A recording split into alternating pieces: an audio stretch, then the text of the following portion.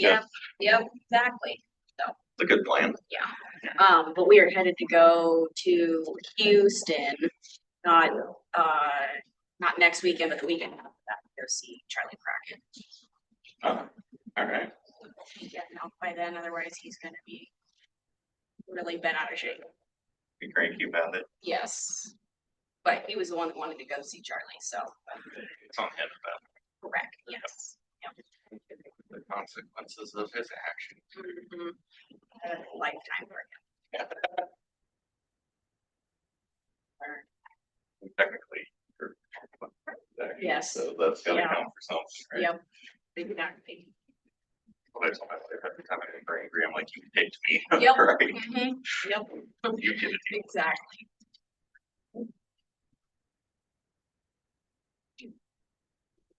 Yeah, I can't wait till next week though. It looks like it's really down. Oh, On the call next week and are you? yes, and then we come back and highs up there were like Yeah. mid-70s. I'm like, I'm okay Yeah. with this. Yeah. This will be fun. Perfect time to go up there after Labor Day and like people cleared out and it's back to some form of normal. Pretty much what we it's the in-laws that rent a cabin up there every summer around this time or fall. Awesome. Cool.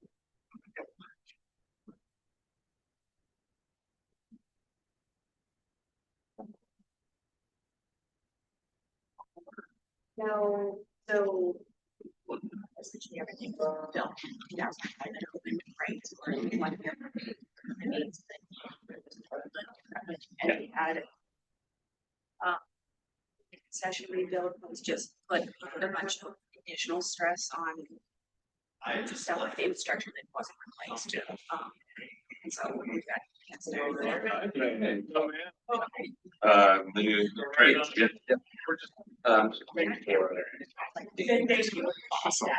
Your table back there. Right. So we got the nice chairs, comfy chairs. Right on, I appreciate it. Thank you. Yeah. rusty. So Good morning. the jackhammer is lots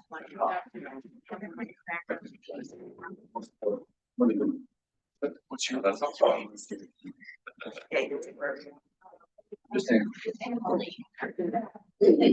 Hi, Carl. Hi, Josh. Welcome. Now we know we're gonna have some legal issues today. We're gonna need a budget. First day, right? Yeah.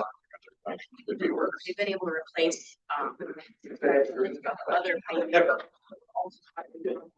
not attached to the lines. Okay. They've replaced a ton of it already. Good morning. Good morning. Morning, Russ. How are you? Good. How are you today? So hopefully, yeah. That's trying to. Morning. How you doing? Yeah, good morning. I heard it. I was in my office doing paperwork. I always miss it. Well, yeah. I don't have the wires in my office. So there's that. Fun. Yes, right here.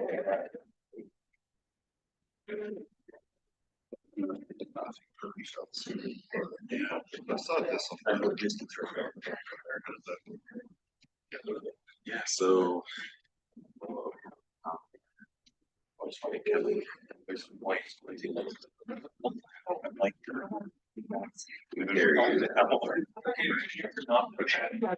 yeah.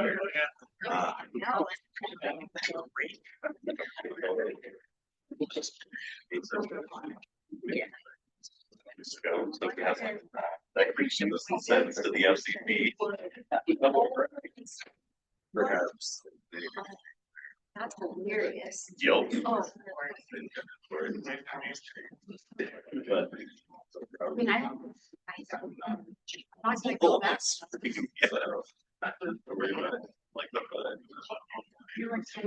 Hey, Jerry, I really hope he doesn't live in any flight path. can we mute the microphones in the room for the time being here in a second? And we need to turn the podium so it faces the commissioners.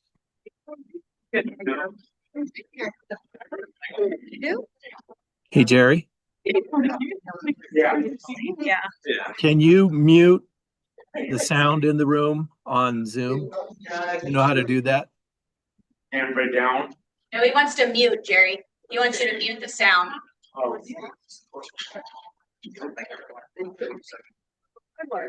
On Zoom. Not there. Not there. Not, Greg, where is it at? It's on it's on using the computer. No, so, undo what you did. Hey, George, Alex. Me, thank you. Appreciate you guys being here. Because I'm listening to all the They're conversations gonna in the hand room. you for. So, and so are the folks on YouTube. Never mind. Nervous.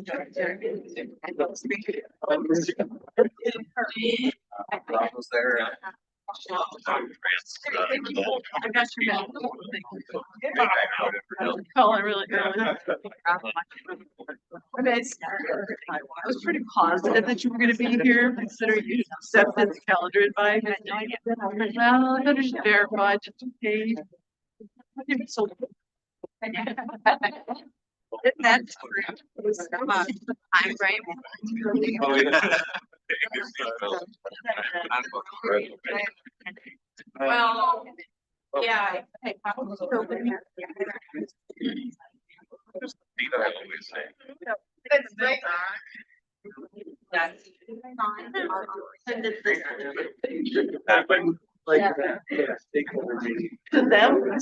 Yeah.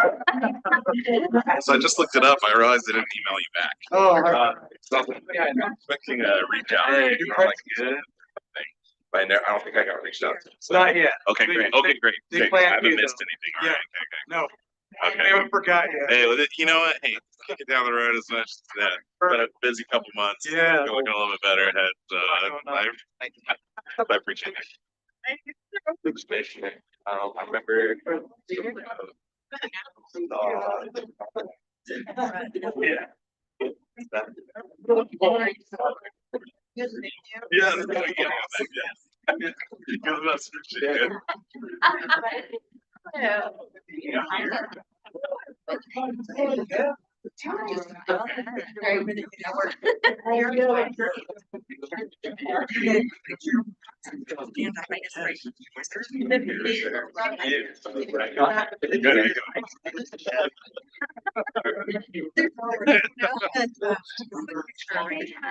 Nice. How you guys doing? I thought you wanted to sit next to him. Yeah. No, I'm looking and I'm like, yeah. More than next Oh. year. Oh, sorry. Wait, sorry. Anyways.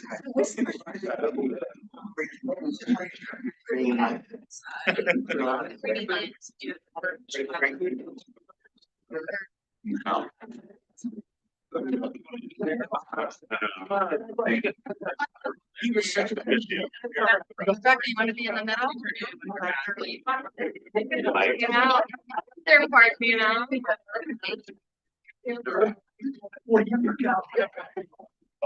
Yeah, Marcus. Yeah, right here. Perfect. Okay, 1, 2, 3.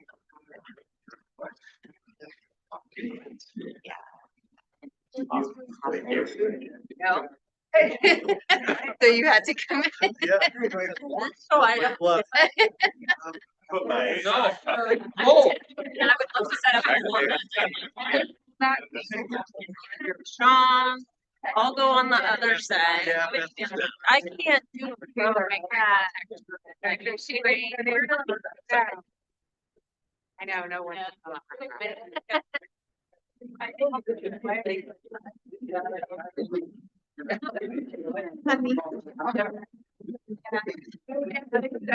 yeah, you want our commission.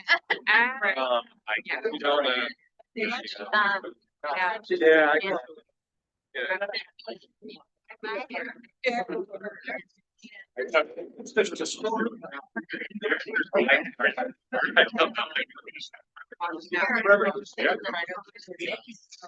Yeah.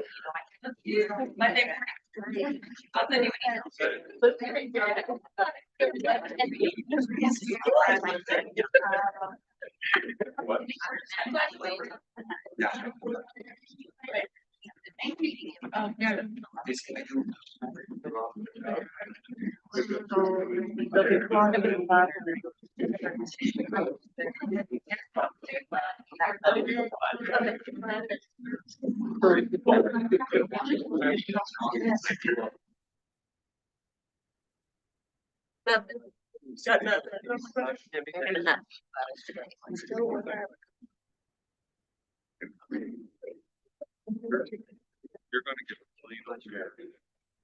Yeah.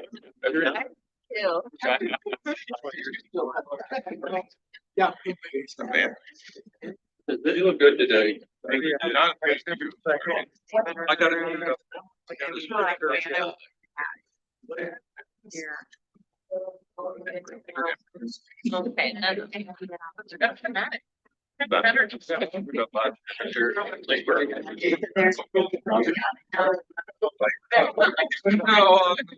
Well, yeah, I guess.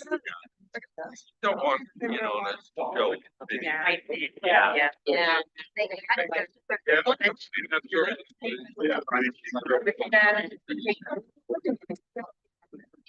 I get that. We don't. The last one was really good.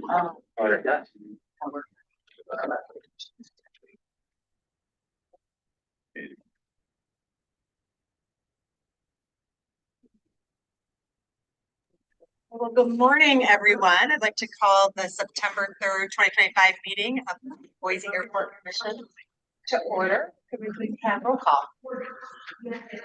Commissioner Boise. Here. Commissioner Carlson. Here. Commissioner Cunningham. Here. Commissioner Presser Rattler. Here. Hughes. Here. Commissioner General Smith. Here. Commissioner Vasconcelos. Here. Commissioner Westerberg. Here. Councilman Morales. Here. So we have quorum. Welcome, everyone. Full house today. We'll go right into the reason why many of you are probably here is recognition of life-saving measures. Rebecca Huff and Captain Mike Hill. Take this part. Good morning, everyone. Thank you so much for being here. Hi, It's my Rebecca. pleasure to introduce Mike Hill. He's going to do the honors, but you know, we have literally millions of people who come through the airport every day and thousands of people who work here in the terminal, and sometimes bad things happen and people are hurt or they have an illness. And I really want to recognize the people who stepped up to help save a life. And Captain Hill, I think, is going to tell some more about it. And we have some people here to recognize this morning. So, First of all, my name is Mike Hill, I'm captain with Boise Police Department Community Outreach Division. Normally, the chief of police would deliver these awards. They're very important to us. He was tasked to do something else, I'm sure, something chiefly. So they sent a captain. Give me a little grace. If I could get Melissa Eckhart, Anthony Wilbur, and Amy Stacy to come up.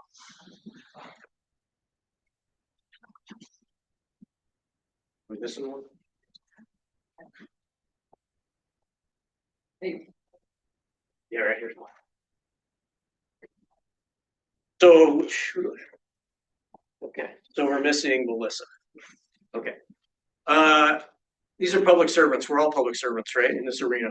One of the highest honors we can get as a public service is to save a life. Okay. I don't know if I've ever done that, but these people have. And the chief of police is awarding them an exceptional service award. And I'm going to read it one time so everybody doesn't get nervous. It basically says the same thing.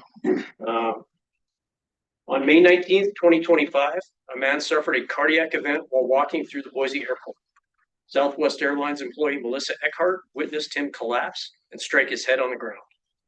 Without hesitation, Melissa rushed to help. She immediately called 911 and calmly relayed critical information to dispatch. While she remained on the line, Transportation Security Officer Anthony Wilbur arrived at the scene. Anthony started CPR at the request of Melissa. With Melissa coaching via directions from 911, Corporal Greg Hoffman arrived 2 minutes later and assumed control of the scene. And Greg is going to get a life-saving award at one of our annual BPD award ceremonies a little bit later. He directed TSO Amy Stacy to retrieve the nearby AED, confirmed that paramedics were en route, and then deployed the AED while continuing CPR until Boise Fire arrived. Due to the quick, calm, and coordinated action that saved a man's life, Melissa Eckhart, TSO Anthony Wilbur, and TSO Amy Stacy are hereby awarded the Exceptional Service Award. First, sir. You already have a photo right here.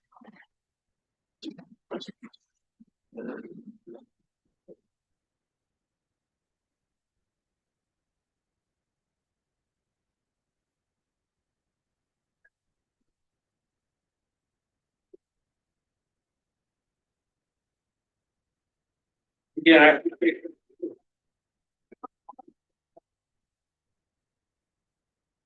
The opportunity to deliver these awards, and on behalf of the chief, I'm deeply grateful for you guys' presence and demeanor and calmness during what is a stressful event. I can only thank you so much.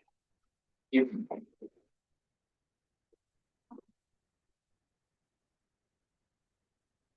Also want to recognize Captain Tim Wanacott, who is here from the fire department. So he also helps with that. So let's give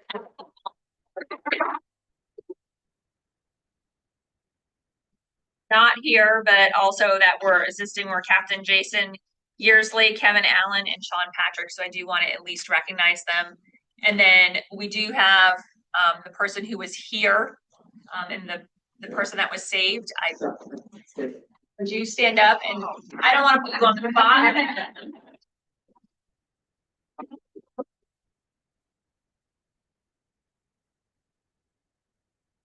Need all your help, and this is the impact of my survival. My children and my grandchildren. Appreciate you so much for your heroic, for me, being a survivor. So thank you so much.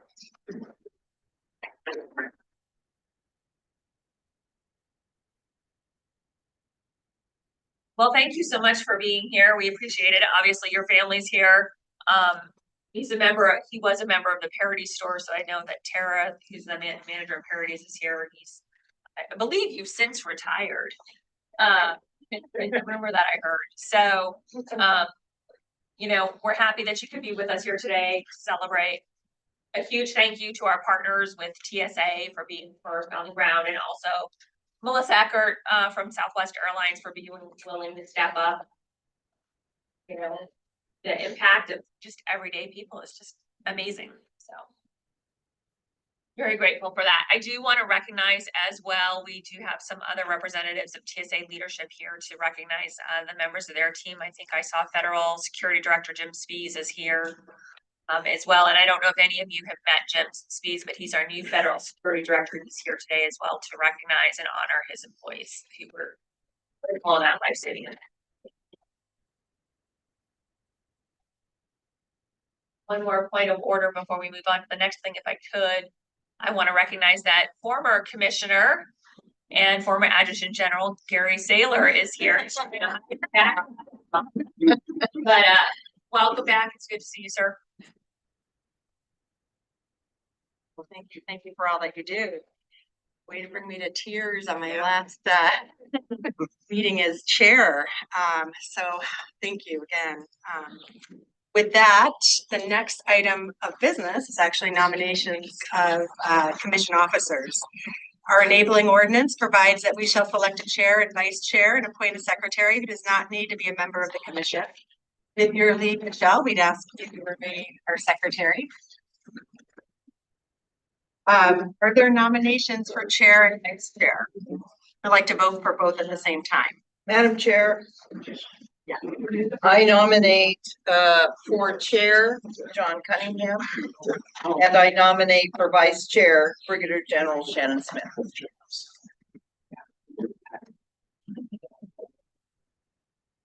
The other.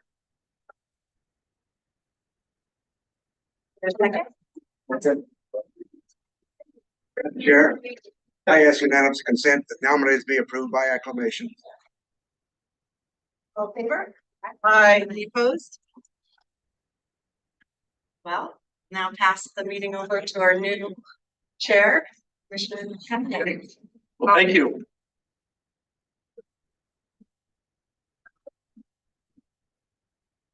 The next item on the agenda is the approval of the minutes from the last meeting, and those have been disseminated, so I entertain a motion to approve those minutes. I move. Having There's been a motion and a second, further discussion? If not, all in favor say aye. Aye. Any opposed? And the motion carries.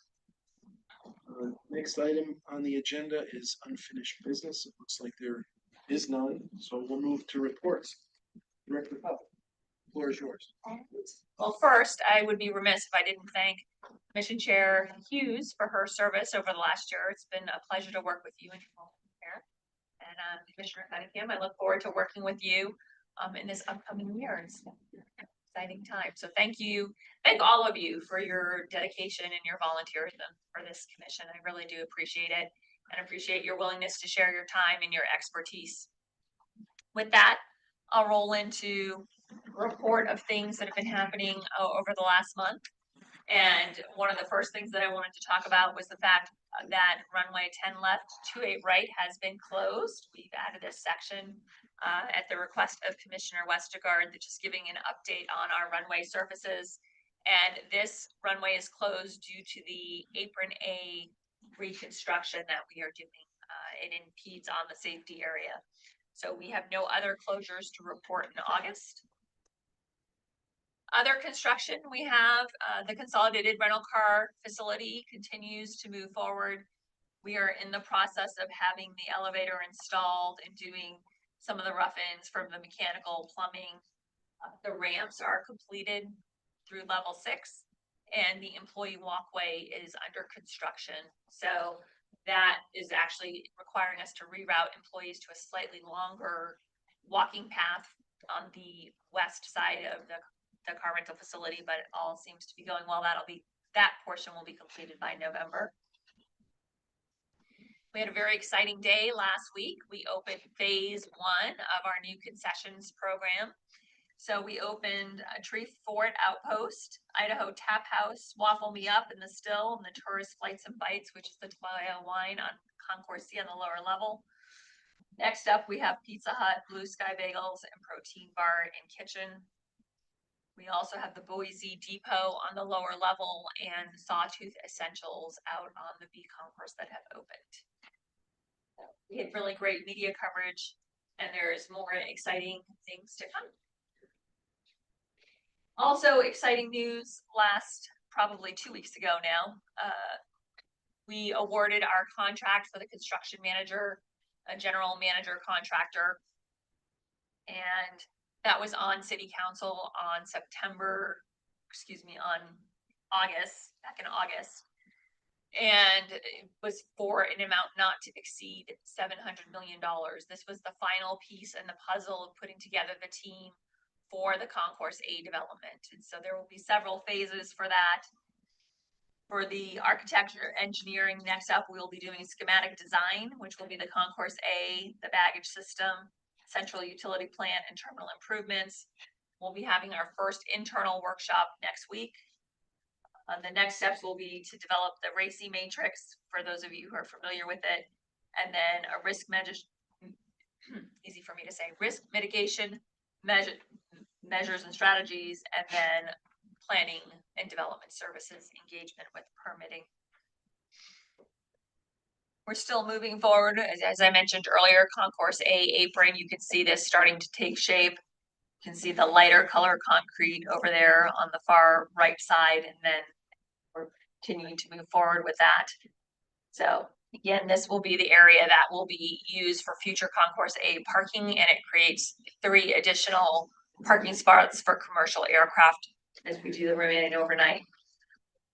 We do have some construction coming up on the terminal roadway. We're gonna have to replace some drain pipe. There's just no good time to close a lane. I think we're all very accustomed living in Boise, having to deal with construction and rerouting and closures. And there's just never a good time to do it, but we did do a traffic study where we actually monitor the traffic and determined that from 12:30 a.m. to 9:30 a.m. is the least amount of traffic on the roadway.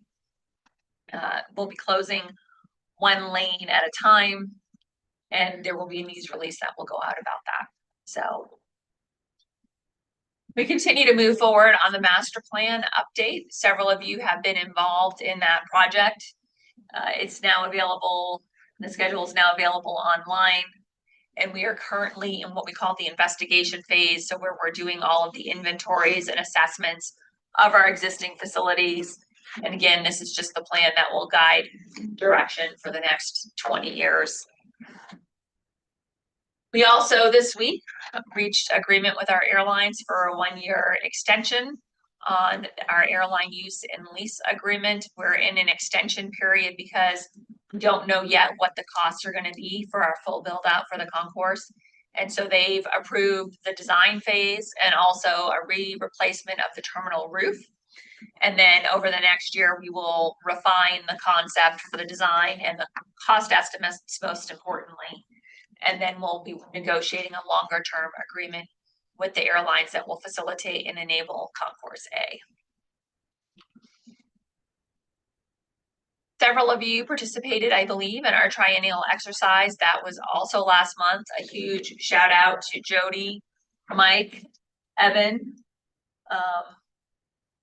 and Matt, and Thomas, for all of their work putting that together. This is a huge undertaking in of itself, and then you add in the pressure of simulating an emergency response. It was really a great drill, well done. And I see Matt sitting in the back laughing. Thank you, Matt.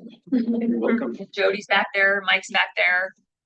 We let Evan and Thomas have the day off today, at least right now. So it was a great success. We'll be doing an after action review, taking lessons learned and figuring out how we would apply that to a real world situation. But it is a federal FAA requirement that we exercise this plan at least once every 3 years. I did want to touch on the fact, many of you maybe saw this in the news, but I wanted to make sure that the commission is aware and tracking. So Spirit Airlines has filed for bankruptcy. They notified us yesterday verbally that they will be not continuing in the Boise market post October. They account for a very small percentage of our market share, less than 2%.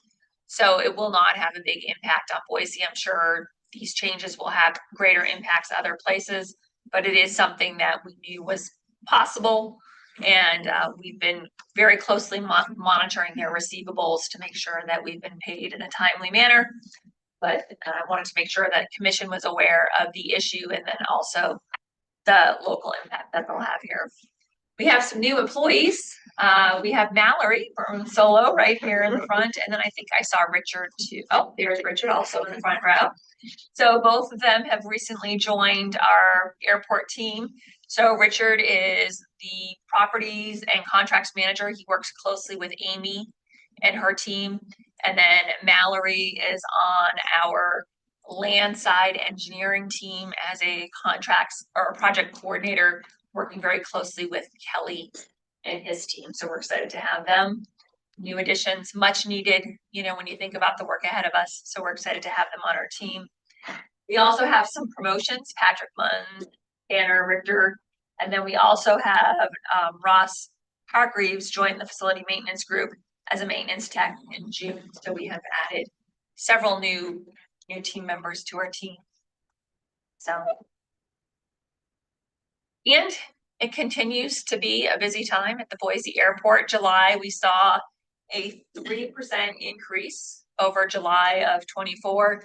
So July of 25 is our all-time busiest month on record for the Boise airport. not quite as aggressive growth as we've seen in the previous months, but 3% is still certainly very solid growth and is at a greater rate than what our terminal area forecast, which is the 30-year forecast that FAA prepares, which is at about 2.4, 2.6 growth. So we're still well ahead of our peers and also well ahead of our own forecast.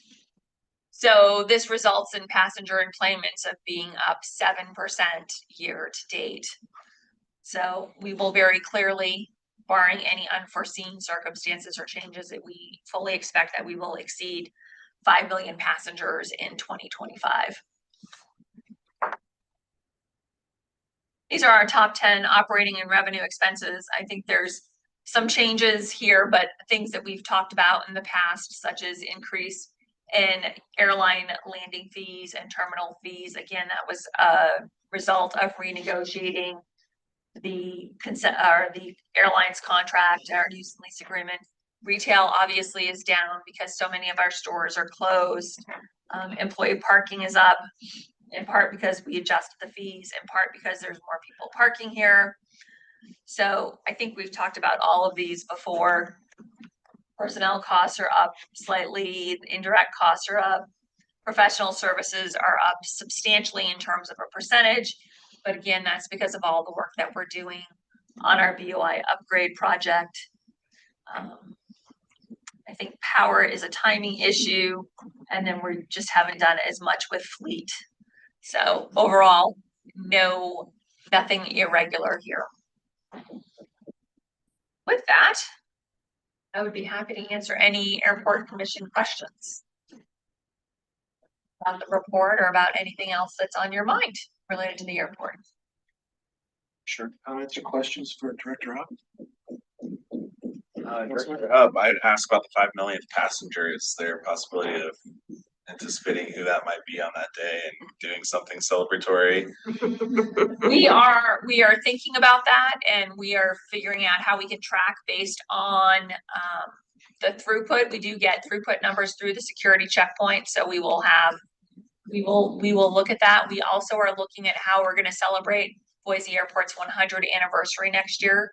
So I think at a future point in time, we'll be talking about that as well. So we have lots of celebrations planned. But yes, we will work to do something for the 500th passenger. Or 5 millionth, excuse me. Other questions for Director Hub? Seeing none, thank you, Director. Next, we'll move to Commissioner's comments. We'll start on my left. Russ, good to start. Any comments? Well, thank you. I was pleased to see a former Commissioner, General Saylor, here this morning. Back in my previous life on this commission, I served with General Saylor, and we used to enjoy each other's company. And by the same token, in my former service on this commission, I was also privileged to serve with MC Mary Nyland, and I was saddened to learn this week that she passed away. And you couldn't ask for a nicer lady if you ever wanted to meet one. She was very instrumental in the creation and the passage of the Western College, and very active in community events. And it was just a real pleasure to know and serve with here. So I thought I would mention that she was here. Her service, I think, is tomorrow. But it was a pleasure to know her. So anyway, I'm always happy to see folks from the past that have remained to be part of my life and are good friends. Thank you for those nice comments. Bill? I agree with what Russ had to say, because I served with those people as well, but I don't have anything else. Brigadier General? So good morning. I feel compelled to just share a little bit of personal insights from the last couple of months. June and July were remarkably busy months for me traveling. Went to Australia twice. And I don't say that to brag or anything, but it's a long journey. It's like jumping from here to LA or San Francisco and then all the way across the Pacific. And now that I'm on this commission, I do reflect as I go through airports on the experience. And I think you're opening and honoring the life-saving measures I don't mean to make light of that at all, but travel is not stress-free. It's it can be stressful, especially if you get behind the timeline for whatever reason. And I have to say out loud that spending so much time in airports in those 2 months of the summer, I am deeply grateful for the vision of how we're moving forward with the airport. There's something special about this valley and about the city, and certainly about this airport. And it is not a stressful place to begin your travels, and it's a welcome place to come back. And the sense of place that you're creating is incredible, and I'm excited to see it really come into full bloom with the phases of new shops. And I do love that you feel like you're in Boise when you're in the airport, and not every airport does that. Not every airport feels like you're out in the community while you're, in your travels. So super appreciative of that, and also welcome to the new teammates, and the promotions are always fun to hear about. So happy to be a part of the team and the direction we're going in. Thank you. Immediate past chair, Hughes. Well, I just wanted to say it's been a privilege being the chair this past year along all of the commission here. And congratulations to our new chair, Chair-elect. You guys will do awesome. And I have done a little bit of travel. My small amount this month was to Phoenix, and it was, it was great. So I don't really have any other comments other than thanks for all that you do. And I love seeing all the new, hearing all the new faces. You can just see that we're growing, and really look forward to getting to know you. Thank you, Jane. Thank you. Congrats, and thank you for leading for the last year, and congrats on your appointment. Welcome new team members. We have a team, a special team to be a part of. Everybody definitely lifts their weight and more. It's pretty awesome to have members in TSA and even just community members willing to step in. It's a hard thing to ask, and I think a lot of people in Boise just do that without even thinking. So it's a reflection, I think, of our community, but thanks for the leadership and Anthony and Amy. I know they're not here anymore, but it was really a moving story. So thanks for sharing. Thank you. Yeah, I thought that opening life-saving acknowledgement was a beautiful thing. It's just warms my heart, and it's a great reminder to everybody who serves the public, and what one person's decision can impact so many people's lives. It was so great to see him here with children, grandchildren, so grateful to have the opportunity to spend more time with loved ones. It was nice to see Jonathan when he came in. Nice to see you again. We did serve together. I had a couple local trips, but the big trip for me was to Bulgaria, and it's 3 flights. So Boise, Chicago, Munich, Sofia, which is the capital of Bulgaria. On my return flight, Starlight partner with United is Lufthansa. And we were delayed an hour and a half out of Sofia to Munich, which meant I had 5 minutes to get to the airplane. Interesting. This is very old school the way it used to be in the US, and I haven't had it in the US forever. Waiting at the gate was an agent for Lufthansa. There were 4 of us on the flight, only 4.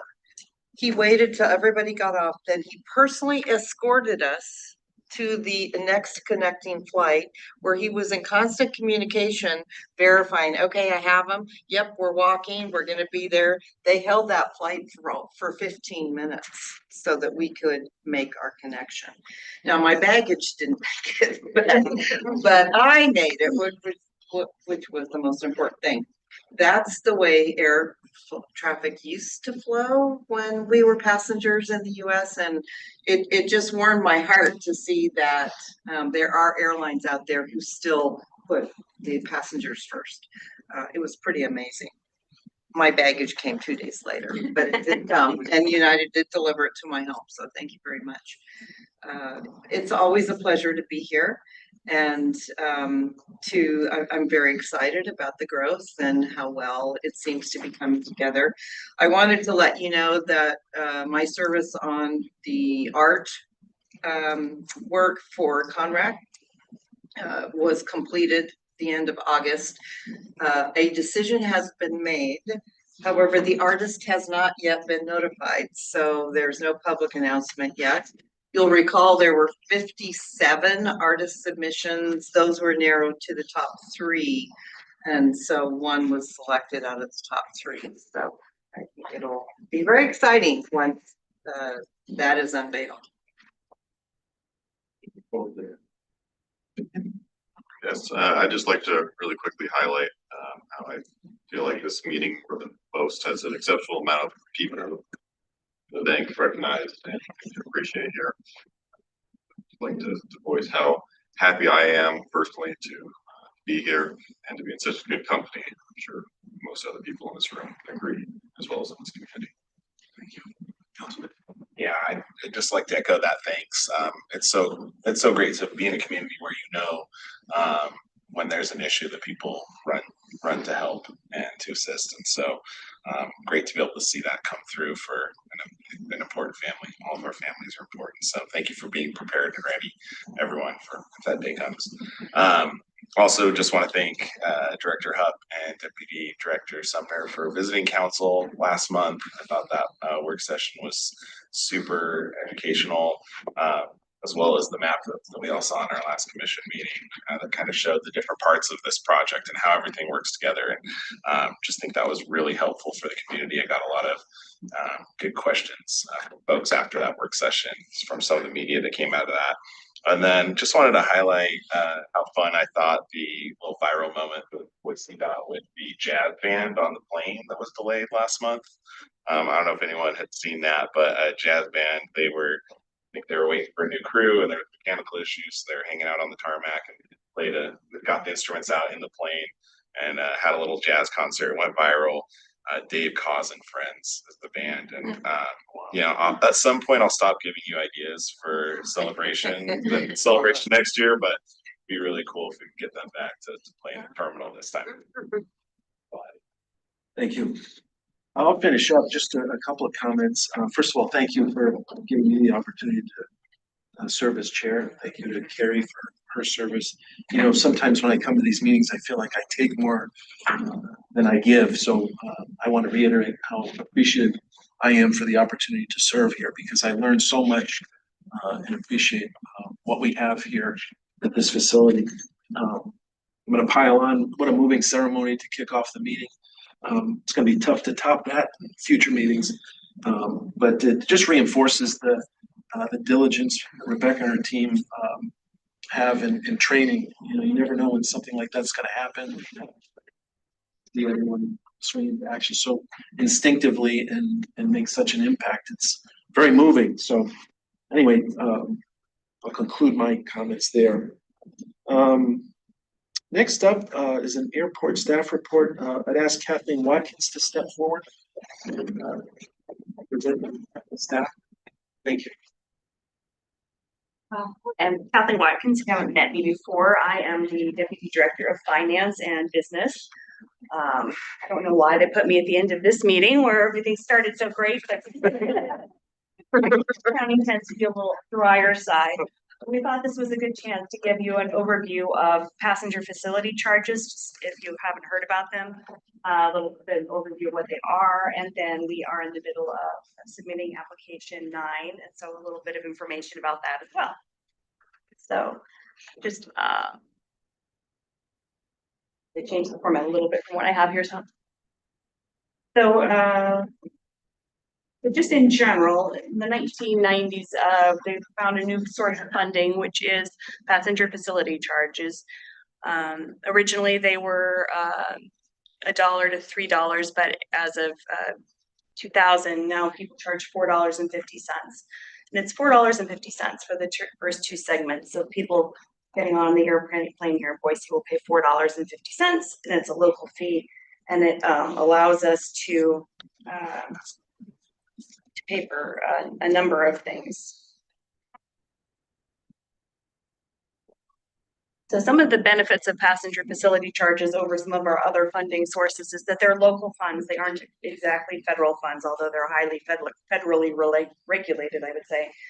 But it also allows us to do different types of projects beyond traditional airport improvement grant projects. And they can be used to as leverage for debt service, which we have done and will continue to do in the future on our large terminal projects.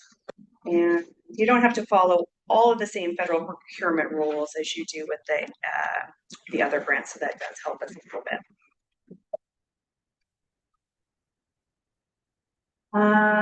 So how do we get PFCs? PFCs are collected, as I said before, on 2 segments of the route. The airlines collect those and they send them to us every month.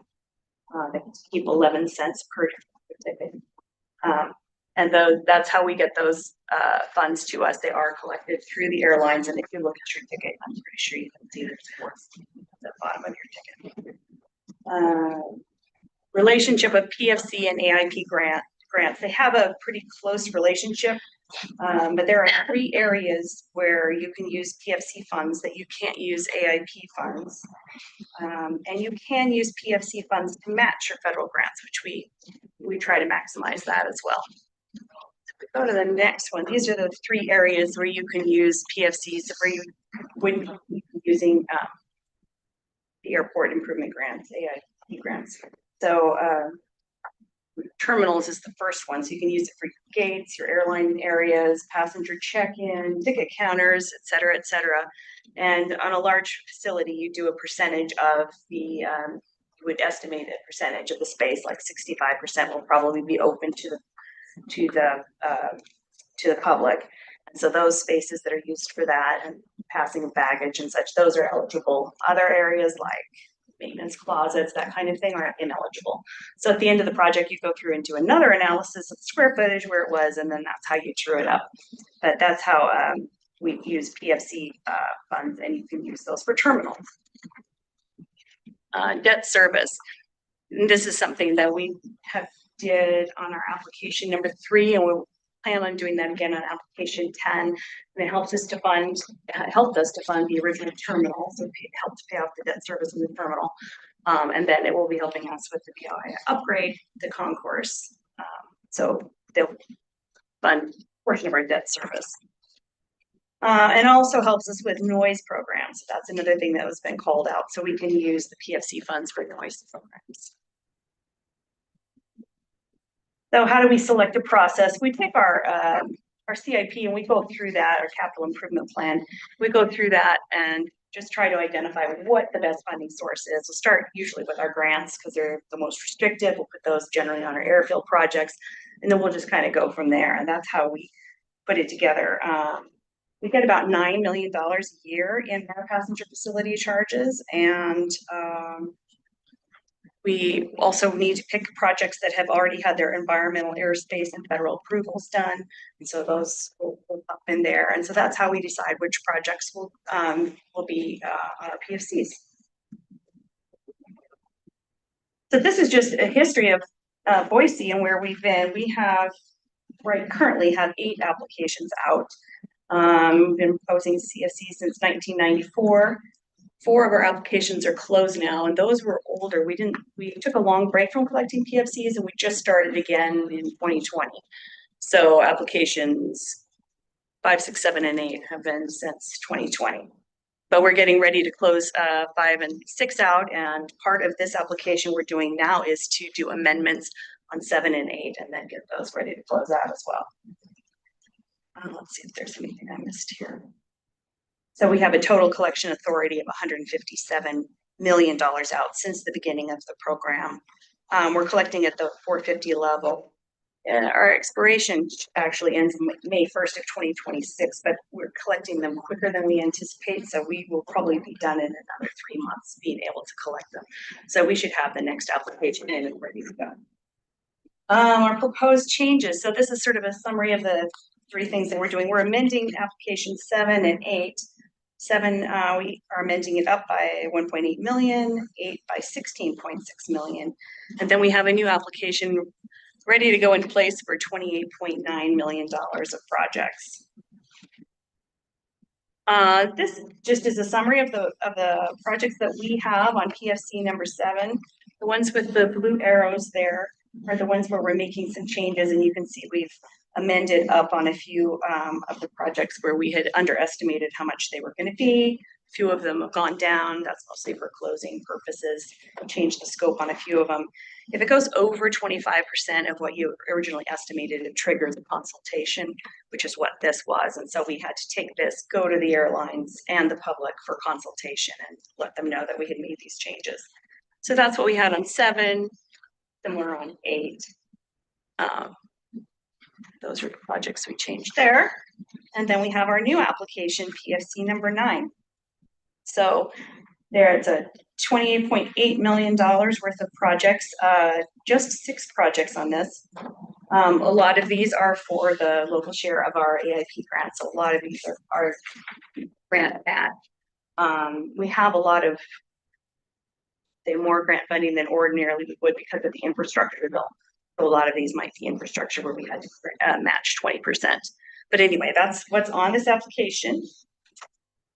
And then go to the next one. This just gives you a sense of how we do our funding plan. So you can see the various projects. The PFC PAYGO is the amount on the application we have here, but then you can see where the other sources of funding are that go into each of these projects. And so we do this for all of our capital projects, but these are the ones that are on the PFC application.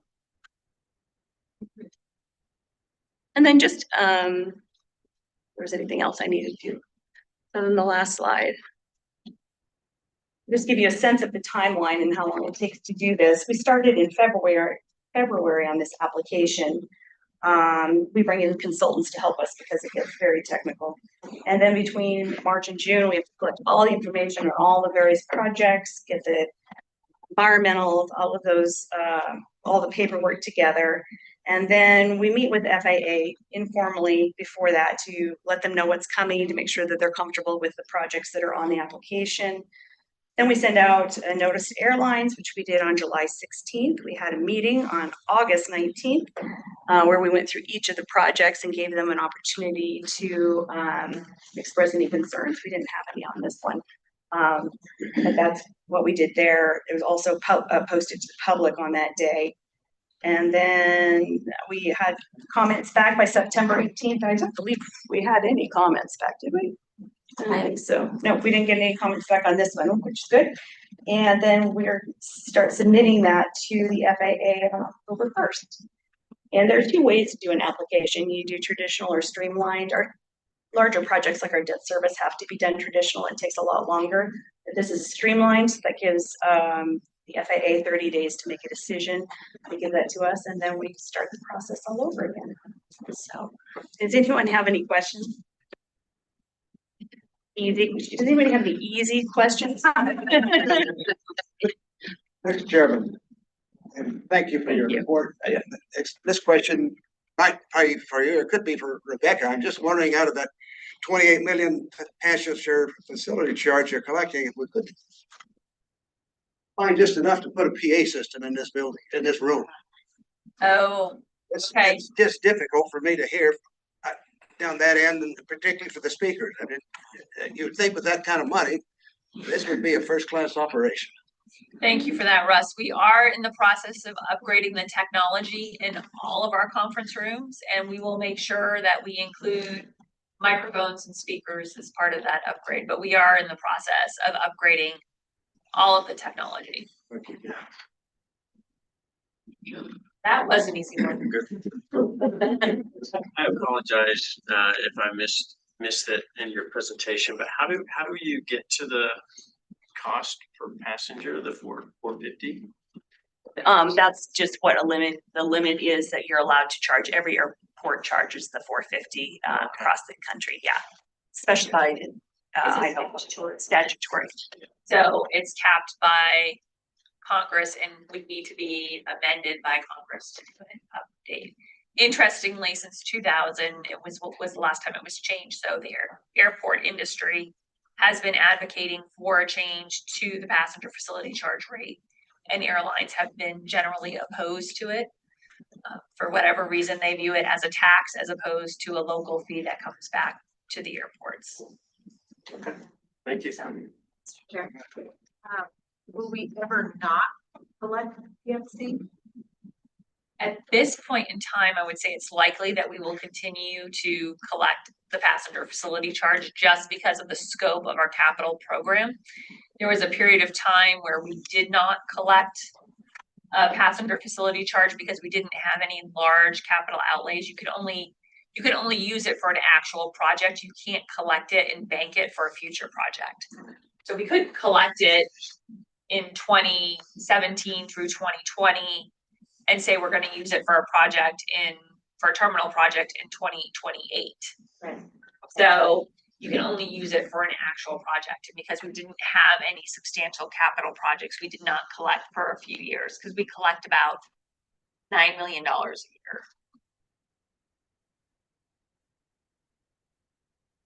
year. Ms. Watkins, I apologize. I'm sure this question is coming fully just from my own ignorance, but I'm curious.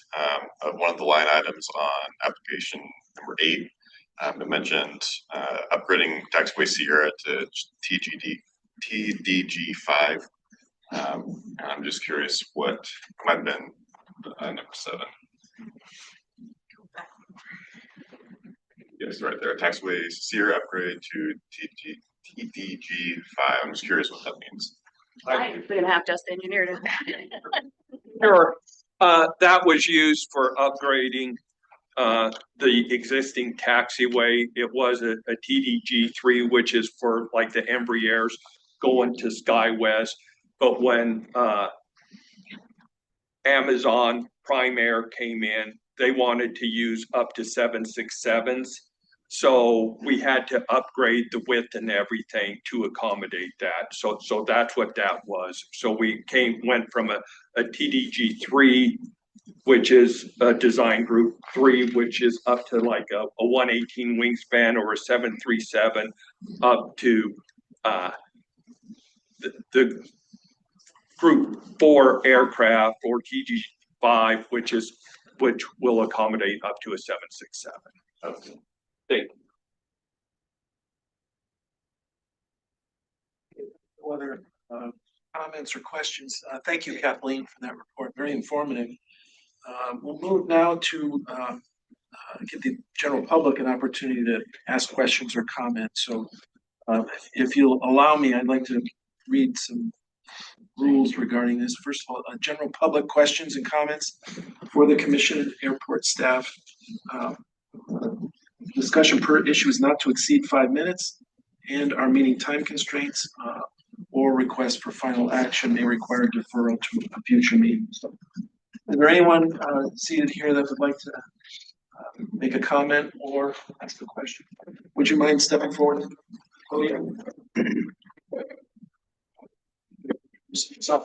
Welcome. Thank you. Good morning. My name is Jan Relay, and I want to thank you so much for having an opportunity to talk about you all. I wanted to tell you a little about what's been on my mind. I have been here in Idaho for 50 years. I've spent 25 years in Nampa, and the last 25 years, only 1.7 nautical miles from the airport. So things have changed a lot in 25 years, and it'll probably be easier for me to read what I want to say because I'm so nervous. Thank you. So I earned a bachelor's degree in computer information systems at Boise State University. Spent my career managing software implementation projects at both public and private organizations. One of the best fit places for me was when I worked for the county sheriff's office. The projects were always about public safety. And one of those projects, I had the privilege to work for 5 years with all the public safety agencies of the county. Whenever I could help improve the work efficiency and accuracy of the officer, I felt that my work had real value. I'm guessing that's why each of you are here. You want to provide value to the community too. So I've lived in the same neighborhood for 25 years. I've gained lifetime friendships. Together, we've been experiencing this fast-growing city. We have common interests for walkable streets, animal-friendly experiences, community gathering places, and quiet night times for good sleep. We also love the opportunity to get on a plane just 10 minutes from home and be headed to the other side of the world. The Randolph-Robertson subdivision has offered it all. And I may be a spokesperson for the neighborhood today, but many of my neighbors could be here in my place to represent some of the same concerns we have. This fast-growing city is having an impact on our safe way of life. It was more than a year ago that I learned about the airport's communication channel via your marketing department and Shauna Samuelson. We've had several phone calls and emails. I've talked to her about various flights and airport policies and procedures. I had come to her regarding some routine early morning commercial flights that were waking us up about between 4 and 4:30 in the morning. As I have things learned from the colleagues that I'm here with today, noise and safety are two sides of the same coin. And my concern is that the growth of the airport and the proximity to our neighborhoods is causing a safety issue. And we may be right on the cusp of some of those safety issues happening, as has happened in the past. So my ask of the commission today is that maybe you would appoint someone to work with us to maybe form a committee to help put the facts together so everybody can see the same things, everybody can hear the same things, and consider how we might be able to make some changes to ensure greater safety for our neighborhoods. It'd be my privilege to be your point of contact. And before you get done hearing from us or make any decisions, I'd like you to hear from my colleague, former Mayor Brent Coles. Here is a letter where we summarized our concern. Okay.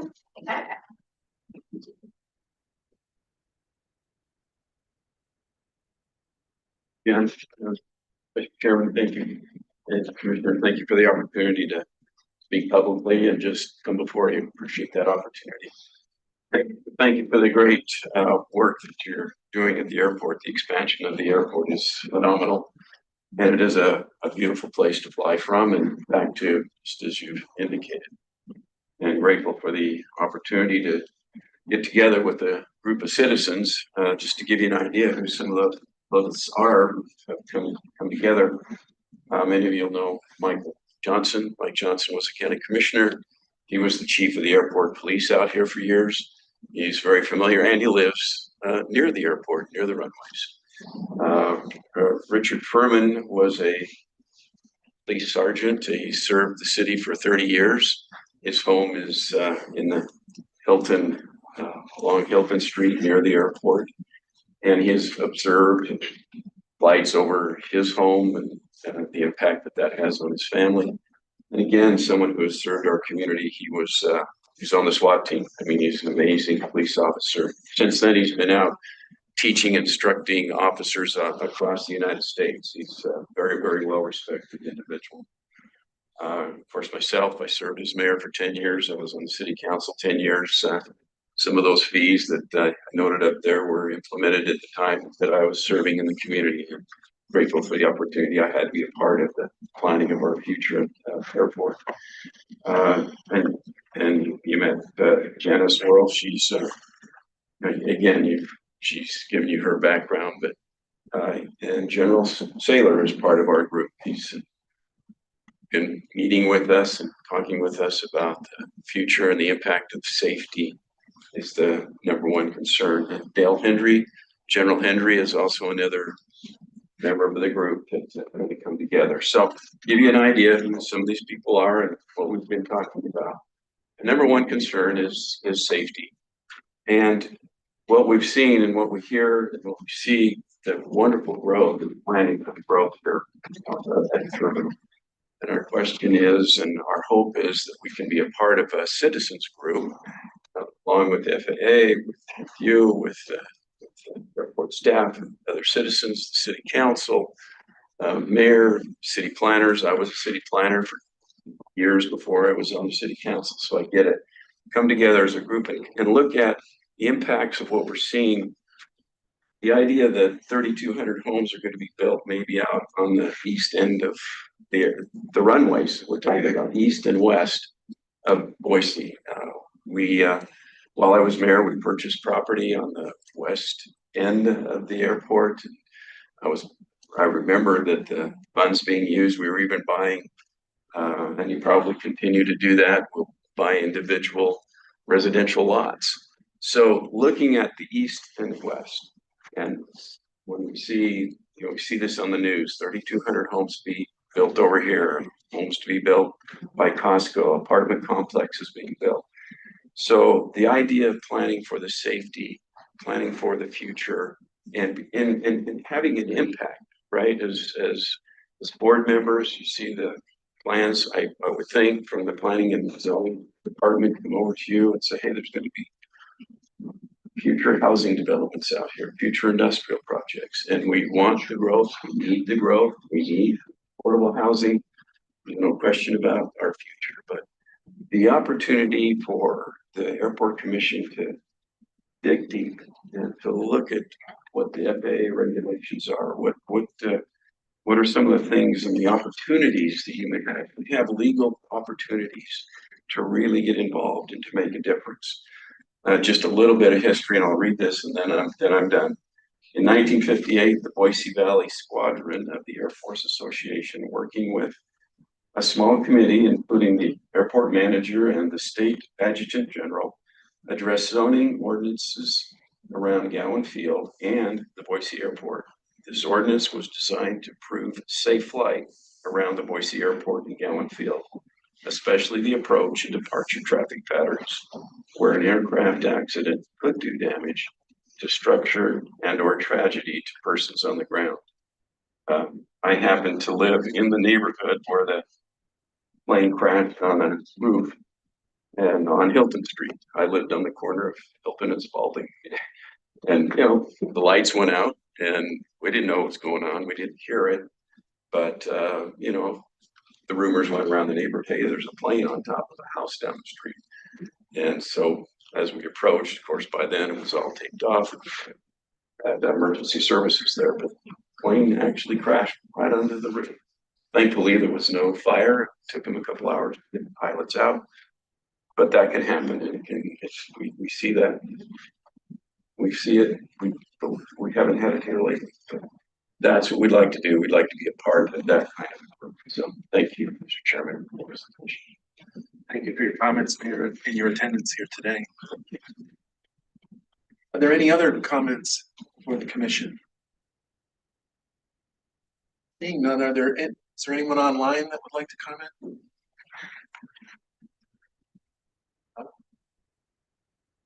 Okay, that concludes our agenda today, so I would entertain a motion. Mr. Chair, I would suggest that some kind of response is appropriate when we go forward. So, I would be happy to address that if you'd like. So a couple things, we certainly will have a conversation with the individuals who were here to speak today. It sounds like Shauna from our team has already had multiple conversations, so I'll make sure that Airport Commission get copies of the correspondence regarding the concerns about safety. I think I would have to understand better exactly what they're referring to, because we do have very strict safety regulations, protocols, zoning in place already. So I think I need to understand a little bit more about their actual concerns before I could respond to them. I would note that as part of the airport master plan, we are going to be looking at land use planning around the airport to ensure proper zoning. And there will also be an opportunity for public to comment on the airport master plan, and the link is in the presentation. It's also available from our website. So if people do have comments and they want to provide comments on the master plan, they can certainly do that. And I will follow up with Airport Commission in greater detail. Thank you, Director. Mr. Chair, who are the commissioners who are involved in the master plan process right now? So I'm looking, I believe Commissioner Westerberg and Commissioner Bosiger are on our GA piece. Commissioner Brigadier General Smith is also on our technical advisory committee, I believe. Commissioner Westergaard and Cunningham are both on the technical advisory committee as well, representing the business perspective. City Council member Morales is our liaison to the City Council and is also on the technical advisory committee. So we do have public representation on the master plan committee as well as an opportunity for members of the public to provide comments. Sure. I'd probably also follow up just from the council perspective of, Councilmember Corliss and I represent the Hillcrest Neighborhood Association. She's got the rest to the west, and I've got to the east. I live under the flight path too, over in Columbia Village, and so just being open. I think both of our inboxes are open, but happy to take a meeting and learn more about your concerns as well from a council perspective. Town halls with residents, that kind of thing. It hasn't specifically come up to this point, so it'd be great to learn a little bit more. Thank you, Councilman. Any other comments? Well, I have the same concern about what specific safety issues we're talking about besides the possibility of a plane crash in a residential area. So I don't know if we want to go into that now or just let yours. Okay.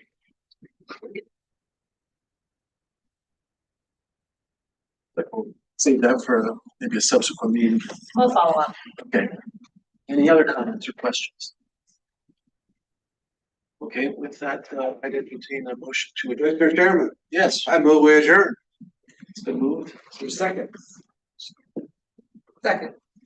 It's been moved and seconded. All in favor, say aye. Aye. Any opposed? Meeting's adjourned.